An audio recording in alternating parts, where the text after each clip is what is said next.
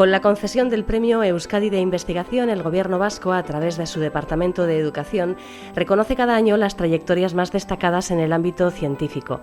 Este año el Premio Euskadi, en su modalidad de Ciencias Sociales y Humanidades, se ha otorgado al historiador vizcaíno Joseba Aguirre Azcuenaga, un galardón que pone en valor una larguísima carrera dedicada a la investigación y a la docencia. Es doctor en Geografía e Historia, catedrático de Historia Contemporánea en la Universidad del País Vasco y lleva más de 4 décadas investigando y promoviendo la investigación, estudiando, enseñando y socializando la historia. Tiene en su haber una nutrida obra escrita en euskera, en castellano y en inglés, centrada fundamentalmente en la sociedad y la política vascas en época contemporánea. Joseba Aguirre Azcuenaga es nuestro invitado hoy en esta sección de Eusko Ikaskuntza. ¿Qué tal, arratsaldeon, Joseba? Arratsaldeon. Y sorionak por este premio. Gracias por aceptar nuestra invitación en este espacio de Eusko Ikaskuntza, institución de la que formas parte desde su refundación en los años 70 y en la que además has desempeñado diferentes responsabilidades. Bueno, vamos con las preguntas. Joseba, tu formación universitaria la hiciste en lo que se llamaba por aquel entonces Facultad de Filosofía y Letras de la Universidad de Deusto, donde te licenciaste en el año 1976. ¿Qué te llevó a decidirte por estudios de historia y por centrar tu carrera en esta disciplina? Pues mira, en principio tengo que agradecer en primer lugar a Radio Euskadi esta entrevista y la oportunidad una vez más de difundir nuestras investigaciones. Y este es un premio individual, cierto, pero es un premio también al grupo de investigación. Nuestro grupo de investigación ya el pasado año en la Comunidad Autónoma Vasca fue el mejor valorado en una convocatoria pública. Y mi trayectoria siempre está vinculada a un grupo de investigación. Ya hace casi 50 años, es el año 1972, bajo la dirección de Barandiarán y aquí en Vizcaya bajo la dirección de Ander Manterola y también en colaboración con Gurutzi Arregui, recientemente fallecida, o Antón Erkoreka, me inicié en los grupos Etniker, siendo estudiante ya de historia, y en este entorno es donde aprendí con lo que es el método científico. Por tanto, ya esta experiencia en la investigación forma parte de mi experiencia de estudiante. Y en la Universidad de Deusto existía también un centro que era el Euskal Kultur Mintegia, que trataba de promover investigación y investigar y indagar en temas de historia, de lengua, etcétera, que no estaban formalizados en la enseñanza reglada. Por lo tanto, ahí también en Euskal Kultur Mintegia pues traté de hacer las primeras acercamientos a una historia de los vascos, y luego al finalizar la carrera pues tuve la suerte de ser seleccionado con una beca predoctoral en un equipo interdisciplinar y además internacional en aquel momento, una cosa bastante sorprendente, formado por investigadores de Deusto y de la Universidad de Nevada, por iniciativa de María Ángeles Larrea y bajo la dirección de Carlos Baroja, es cuando inicio ya otra investigación, que es la investigación más reglada, más formal, bajo la dirección de Julio Caro Baroja, para la realización de la tesis doctoral. Maestros que han influido en la carrera científica de Joseba Aguirre Azcuenaga, a quien se entronca dentro de la Escuela Historiográfica Británica. De hecho, en alguna ocasión has participado como profesor invitado en la prestigiosa Universidad de Oxford. Para quienes no entendemos muy bien qué es esto del modo británico de hacer historia, ¿qué es lo que le caracteriza? Bueno, yo tuve la suerte en 1990 de ser seleccionado como Basque Visiting Fellow en St. Anthony College, por donde estuve allí un año, y con posterioridad en el 2007-2008 también he sido profesor invitado en la Universidad de Oxford. Por tanto, en 1990 para mí significa una especie de cambio, ¿no? ¿Por qué? Porque en la Universidad de Deusto nos inculcaron sobre todo el método de los anales, la Escuela de París, que era un tipo de hacer historia total, que era la escuela hegemónica en 1980, ¿no? Parecía como que era la única escuela, ¿no? La única forma de hacer historia. Y en Oxford, pues mi curiosidad se ensanchó, se amplió y comprendí mejor que hay otros métodos también, otras formas de hacer historia, y curiosamente también Julio Caro Baroja había estado en Oxford, y allí me interesé por otro tipo de historia más microhistoria, más biográfica, más de inspiración antropológica, ¿no? Además, no solo iba a los seminarios del History Workshop Journal, que estaban en el Ruskin College, impulsados y dirigidos, coordinados por Rafael Samuel, y este es el college de los obreros, diríamos, ¿no? Porque también en Oxford hay clases. St. Anthony College, en el que yo estaba, forma parte del establishment. El Ruskin College era un college paralelo, impulsado por los sindicatos, etcétera. Y hoy en día el History Workshop Journal es la revista europea de mayor impacto. ¿Y qué perspectiva es esta? Pues una perspectiva de historias más comunitarias, una forma de hacer historia desde abajo, desde la historia local y, por tanto, desde otra posición, ¿no? Porque, en definitiva, los historiadores también realizamos unas opciones, tenemos que realizar unas opciones y tomamos unas perspectivas. No estamos ni por encima del bien ni del mal, sino que estamos dentro de esta sociedad. Concretamente también el hacer historia, por ejemplo, en euskera, que a mí me parece imprescindible pues en nuestro entorno, esa es una opción. Porque lo más normal, uno que ha viajado un poco y que anda por el mundo y que tiene una perspectiva internacional, es hablar varias lenguas. Eso es lo normal, esa es la tónica. Lo excepcional es hablar una y practicar solamente una lengua, ¿no? En Oxford también ahí conocí lo que es la Comisión Internacional de Asambleas Representativas. Por lo tanto, fue como una especie de nueva ruptura, una ruptura con lo que yo formalmente había aprendido, y allí pues empiezo a indagar y a hacer un camino ya por mi cuenta, puesto que a raíz de esta experiencia también es cuando fundamos un grupo de investigación, que es el grupo de investigación en el que hemos trabajado los últimos 30 años. En alguna entrevista te hemos oído hablar sobre la importancia que ha tenido para la disciplina la introducción del llamado método crítico. ¿En qué consiste básicamente y qué penetración ha tenido entre nosotros? Bueno, un historiador debe diferenciar lo que son las ciencias históricas de lo que es la metahistoria, ¿no? Es una visión finalista, determinista, de conformidad a unas creencias. Y un historiador justamente tiene que distinguir lo que es falso de lo que es verdadero. Y ya desde el siglo XVII se desarrolla este método crítico. Aquí entre nosotros, en la historia vasca, en la tradición historiográfica vasca, tenemos un caso del siglo XVII que es Arnold Oyenart, que escribió la historia de las dos Vasconias, y es un ejemplo de historiador crítico. ¿Por qué? Porque critica las fuentes, critica los mitos de su tiempo y trata de establecer unas nuevas afirmaciones y veracidades sobre supuestos sobre el pasado y también sobre el presente. Entonces, el método crítico lo que hace fundamentalmente es criticar y ponerse en una posición escéptica, de forma de fijar unas fuentes, unos documentos fehacientes, para crear un discurso y una explicación. Nosotros pues planteamos un problema, unas cuestiones y tratamos de resolverlas, ¿no? Y en definitiva es un aprendizaje, ¿no? Así avanza la ciencia.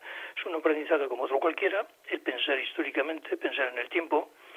Y las ciencias históricas lo que tratamos es de analizar el pasado, pero siempre nosotros somos personas coetáneas, y pensamos desde este presente y con la mirada en el futuro.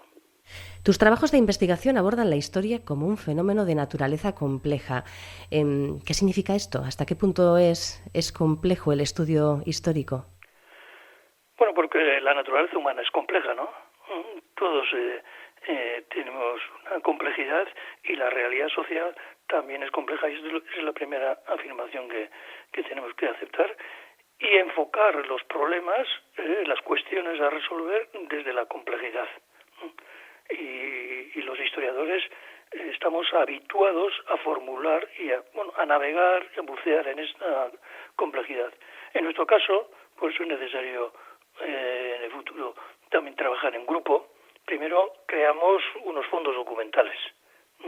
¿Y para qué? Para que genere un corpus empírico de datos. Y así hemos creado varios centros de documentación, tenemos varias bases de datos, Y luego, a partir de esos datos, vamos formulando y creando pues distintas interpretaciones, vamos creando unas afirmaciones, unas negaciones, y de esa manera pues resolvemos problemas. Esta visión de la historia, yo entiendo que es connatural y es una práctica de todas las personas, pero en particular debería ser una de las características de los gobernantes, ¿no? ¿Por qué? Pues porque de esta manera aprendemos a prever, y lo que pedimos justamente a un gobernante es una previsión. Resulta es que ahora pues el cortoplacismo se ha impuesto, pero un gobernante debería tener una visión a medio largo plazo, y consciente o no o inconscientemente, todo político está familiarizado con la historia. ¿Y por qué? Pues porque hace una interpretación de tiempo pasado en tiempo presente y de cara a una previsión de futuro. Hemos citado ya tu relación con la historia de las instituciones, es evidente, y ello nos lleva a recordar que uno de los temas de análisis en profundidad que has realizado tiene que ver con el concierto económico vasco, con las finanzas públicas. ¿Se puede entender lo que ha sido nuestro sistema de autogobierno durante los últimos 200 años sin este concierto económico? Justamente antes del concierto existían lo que eran y se crean y se desarrollan en el siglo XIX las haciendas forales, que eran unas haciendas públicas y unas finanzas públicas con un gran margen de autogobierno respecto a lo que era la Hacienda General del Estado. Entonces el autogobierno político, el autogobierno fiscal es un tema relevante, sin duda, en nuestra historia y en la historia de los últimos 200 años. Justamente en el Estatuto de Autonomía también se refiere a los derechos históricos, y nosotros estudiamos lo que son o lo que significan en cada momento esos derechos históricos. Tenemos un centro de documentación sobre el concierto económico y editamos quincenalmente una revista quincenal que es Ituna, sobre todo relacionado con las haciendas y con las fiscalidades. En definitiva, más que concierto, nosotros hablamos ya de haciendas forales, porque esta es la terminología actual y que de mayor larga duración, al menos en el siglo XIX. De ahí que incluso esta perspectiva de concierto económico o de haciendas forales también la situamos en otra red internacional que analiza las fiscalidades en los sistemas federales. Parece como si esto fuera una excepción, y una vez más, cuando uno analiza en perspectiva comparada nuestro caso, entiende que esta es la norma y los estados federales y los sistemas federales son la norma más que la excepción. Quizás la característica entre nosotros pudiera ser que hay un grado de resiliencia, por ejemplo, una voluntad de autogobierno, al menos en los últimos 500 años, por generar, por crear, ¿no?, unos sistemas de autogobierno. Y hay una resistencia también a la asimilación. La propia lengua vasca, el euskera, pues ha sido una lengua marginalizada. Bueno, yo entiendo que sigue siendo una lengua, es en realidad sí una lengua marginal, pero bueno, algunos seguimos empeñados en escribir, hablar en euskera y en relacionarnos en esa lengua.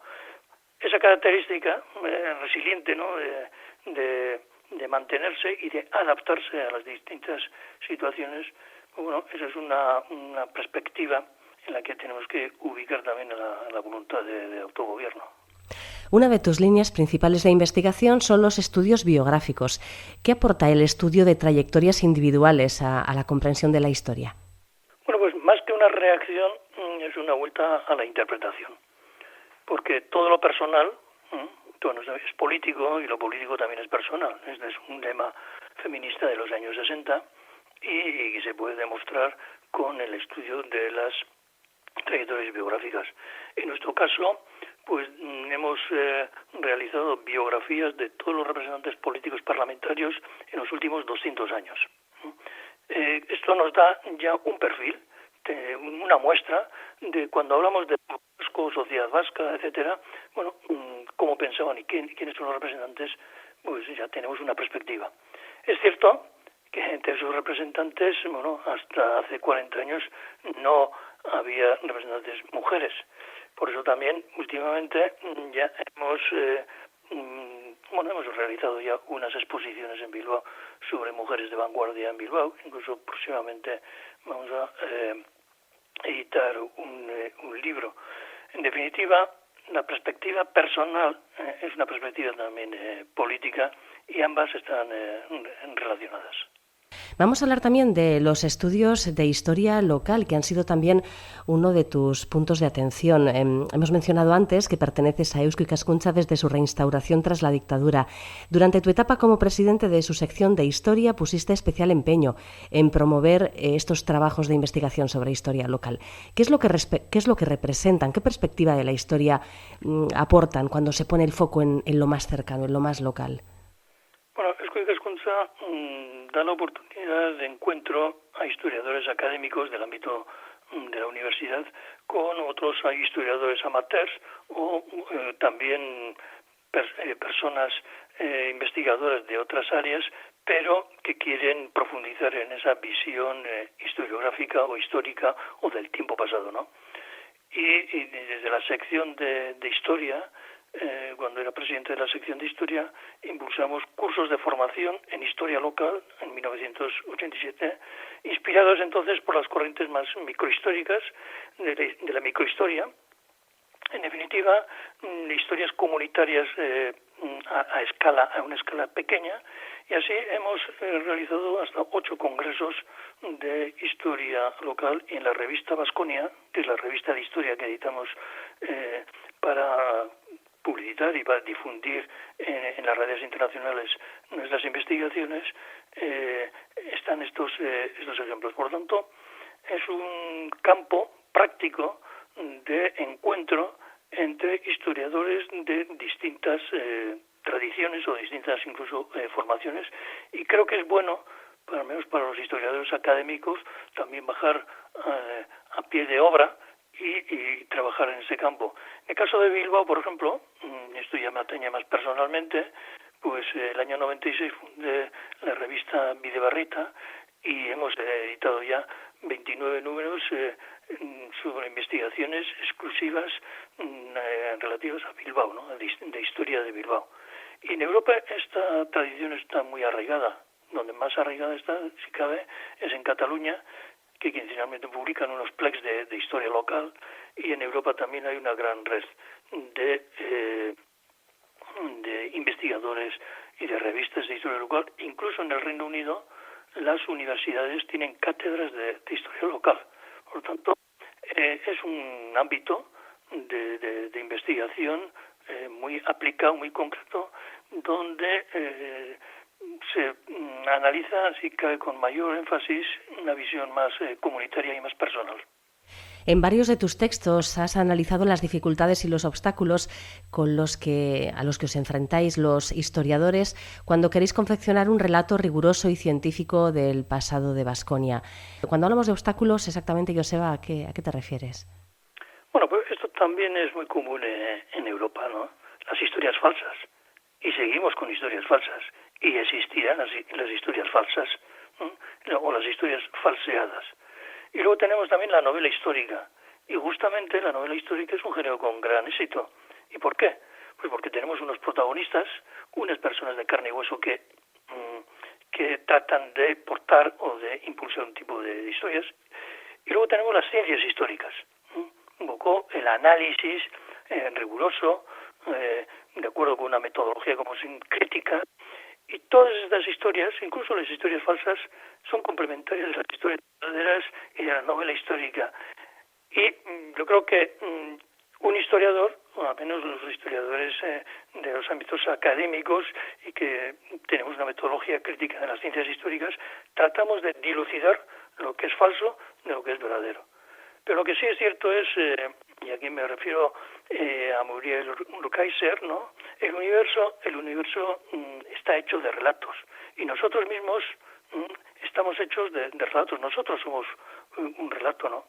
Y justamente estos relatos son necesarios, todos tenemos unos relatos y tratamos de adaptarnos a nuestro entorno. ¿Qué hacemos nosotros? Pues analizar también estos relatos, hasta qué punto y cómo va cambiando de generación en generación las creencias y los relatos. Mira, la historiografía nace, o al menos así la tenemos institucionalizada con Heródoto en siglo V antes de Cristo allí en Atenas, y la obra de Heródoto se distingue, entre otras cosas, porque empieza a poner en duda los mitos religiosos que existían en la sociedad ateniense y las creencias. En definitiva, este es el rol del historiador. Empieza a poner en principio en duda y luego trata de hacer unas afirmaciones y unas negaciones. Y en la historia digital actual este es un nuevo reto.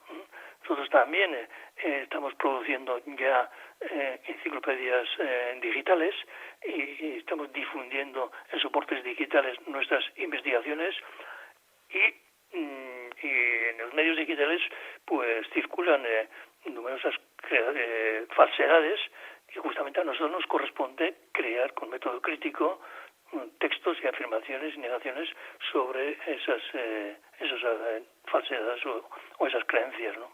Uh-huh. Como catedrático de Historia Contemporánea en la Universidad del País Vasco hay que destacar también tu dimensión como docente y como promotor de la investigación, además profesor no solamente de alumnos que estudian historia, sino también ciencias sociales como periodismo. Fuiste profesor mío hace unos cuantos años ya, Joseba. En fin, ¿cómo valoras esta parte de tu trabajo? Pues yo creo que es mucho más estimulante estar en una facultad de ciencias sociales que exclusivamente en una facultad de historia. Justamente por eso, porque ante un alumnado de periodismo o de sociología o de políticas, uno debe de saber adaptar su enseñanza y a pensar históricamente, a enseñar a pensar históricamente en otros ámbitos. En este momento, por ejemplo, en medicina, en medicina y en periodismo y en políticas, muchos consideran que la enseñanza de la historia o las asignaturas de la historia es como una especie de diversión o una María, ¿no? Una asignatura de segundo nivel. Y ahora resulta que con la pandemia pues es muy importante haber conocido y haber sabido conocer lo que sucedió con las enfermedades infecciosas en el siglo XIX y en el siglo XX, y en concreto con la gripe del año 18. Por lo tanto, la historia pues es una visión útil y es una ciencia que algunos consideran inútil, pero otros pensamos que es una ciencia útil en todas las carreras y de forma consciente o inconsciente. Todo el mundo todas las personas utilizamos esta perspectiva de situarnos en el tiempo. Y bueno, en cuanto a la docencia, pues en mi caso, pues luego también hemos desarrollado programas de formación de doctorado y pues hemos dirigido del orden de 20 tesis de doctorado. Hacer una tesis de doctorado ya es un esfuerzo importante. Y, en definitiva, la docencia es una oportunidad también de comunicación que nos obliga a nosotros a adaptarnos y a ir cambiando y actualizando nuestros conocimientos y nuestras formas de enseñar. ¿Y qué te parece el modelo universitario anglosajón, que precisamente mezcla disciplinas que aquí están sumamente separadas? En ese modelo, pues un estudiante, por ejemplo, de medicina podría coger alguna asignatura de historia o de literatura, en fin, es algo como mucho más transversal, ¿no?, que nuestro sistema. Así es, la transdisciplinaridad es muy importante. A ver, cuando hablamos de modelo anglosajón también tenemos que distinguir lo que son Oxford y Cambridge del resto de las universidades. En el caso de Oxford y Cambridge, la enseñanza personalizada y tutorializada, donde el alumno va creando su propio currículum, es la norma, pero eso no es la norma en todas las universidades anglosajonas, por eso, o norteamericanas. Depende luego de cada una de las universidades. Y sin duda, en Oxford, por ejemplo, la Facultad de Historia es una de las más de mayor prestigio, mayor tradición y también de mayor prestigio. y personas de otras carreras realizan asignaturas de la Facultad de Historia. ¿Por qué? Porque necesitan esa metodología y esa manera y esa forma de análisis de pensar históricamente. En nuestro caso, también entiendo que deberíamos de ir promoviendo la responsabilidad individual del alumno para que pueda en adelante elaborar su propio camino, su propia trayectoria y pueda ir optando y mezclando y eligiendo distintas asignaturas para su formación. Esto luego tiene un trasunto económico, obviamente, pero la enseñanza transdisciplinar y personalizada y tutorializada es sin duda mucho más atractiva e interesante en la formación, pero al alumno también le exige una mayor responsabilidad. Por lo tanto, se transfiere la responsabilidad al alumno, en lugar de en el momento presente parece como que la responsabilidad es exclusivamente del profesor. Pues debe ser justamente lo contrario. Y a título de colofón, Joseba, ¿podemos entender lo que aporta el conocimiento y la comprensión de la historia a quienes vivimos en un momento tan incierto como este que nos ha tocado vivir? De hecho, pues el acto de entrega del premio Euskadi, que suele hacerse cada año en primavera, pues este año evidentemente no ha podido ser y ni siquiera se sabe seguramente a ciencia cierta cuándo va a poder celebrarse este acto honorífico. ¿Qué nos aporta la historia en general en momentos inciertos? Bueno, la incertidumbre está vinculada a nuestra experiencia. Los tiempos inciertos no son los que estamos viviendo en la actualidad. Esta es una experiencia de nuestro tiempo, sin duda, pero está vinculada a la historia de la humanidad. Y frente a eso, pues ¿qué se han creado? Se crean grandes relatos. La Biblia y los libros sagrados, por ejemplo, son los grandes relatos, son los metarrelatos, ¿no? La metahistoria, para combatir esa incertidumbre en la que nosotros nos toca vivir y tenemos que ir resolviendo diversas situaciones. Y justamente para explicar luego un poco más lo que sucede es entonces cuando aparece pues las ciencias históricas, y no como un pasatiempo inútil, sino como unas ciencias útiles, las cuales nos enseñan a colocar en un tiempo, en su tiempo, y luego en una perspectiva temporal, los distintos problemas. Por lo tanto, a la incertidumbre, si uno realiza un análisis en una perspectiva de tiempo, parece que puede llegar también no solamente a una simple consolación, sino puede llegar a situarse mejor para prever, dar los pasos pues mucho más firmes, ¿no? Por ejemplo, es el caso, las historias de las enfermedades ahora están todos los días en los medios de comunicación. Es decir, necesitamos esa perspectiva para saber gestionar este tiempo presente y de cara a un tiempo futuro. Bueno, pues hemos charlado en estos últimos minutos con Joseba Aguirre Azcuenaga, Premio Euskadi de Investigación en su modalidad de Ciencias Sociales y Humanidades. Muchísimas gracias por habernos acompañado. Un saludo. Pues muchas gracias, Eva, a ti por esta oportunidad y por esta conversación. Hasta luego, agur. Hola, agur.